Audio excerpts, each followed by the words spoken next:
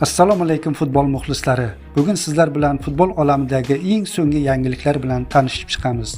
Agar kanalimizga obuna bo'lmagan bo'lsangiz, obuna bo'ling va ushbu videoga kanalimiz rivoji uchun like bosishni unutmang. Manchester City klubi rasmiy sayti jamoaning mart oyidagi eng yaxshi futbolchisini aniqlash uchun maxsus so'rovnoma tashkil etdi va muxlislarni 3 nomzod Abduqodir Husanov, Jeremy Doku va Rodridan biriga ovoz berishga chaqirmoqda. Matbuot xizmati eksperti David Clayton har bir nomzodga ta'rif berdi.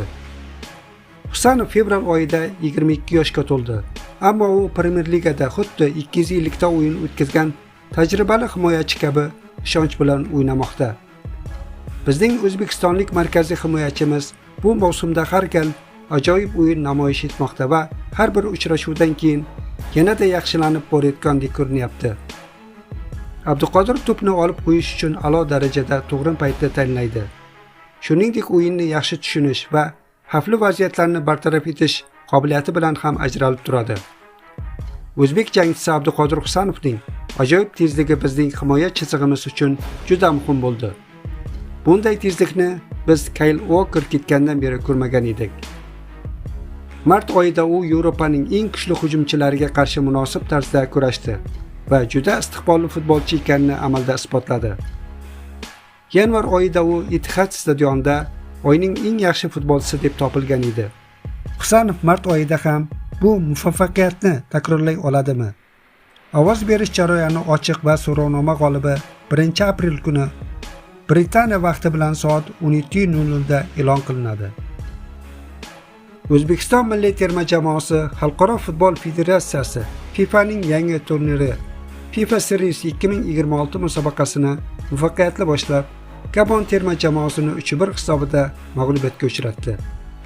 Endi Fabio Cannavaro shogirdlari musobaqa doirasida ikkinchi uchrashuvni ancha jiddiy raqib Venezuela terma jamoasiga qarshi o'tkazadi. Venezuela terma jamoasi Toshkentdagi xalqaro turnirning birinchi uchrashuvida Trinidad va Tobago terma jamoasi ustidan 4-1 hisobida zafar quchdi. FIFAning kuni kecha yangilangan reytingida qiziq holat yuzaga keldi. O'zbekiston milliy terma jamoasi 2 pog'ona yuqorilab, umumiy ro'yxatda 50-pog'onadan joy oldi. Bungacha bu qatorni Venezuela terma jamoasi egallab turgandi. O'zgarishdan keyin Venezuela terma jamoasi ham bir qator yuqorilab, 49-qatorga joylashdi. Venezuela o'zbek futbolchilaridan farqli ravishda 2026-yilgi jahon chempionatida ishtirok eta olmaydi. Ularning mundial saralashda keyingi bosqichga chiqish uchun bir necha ochko yetishmadi. Venezuela saralash turnirida Argentina va Braziliya bilan durang o'ynab, kuchli raqiblardan ochko olgani o'ziga yarasha sensatsiya bo'ldi. Biroq Venezuela oxirgi o'yinlarda 3 marta ketma-ket yutqazdi va bu bosh murabbiy Fernando Batistaning ishdan ketishi bilan yakunlandi. Jamoani vaqtincha boshqargan Osvaldo Vizcarrondo keyinchalik doimiy ravishda bosh murabbiy vazifasiga tayinlandi.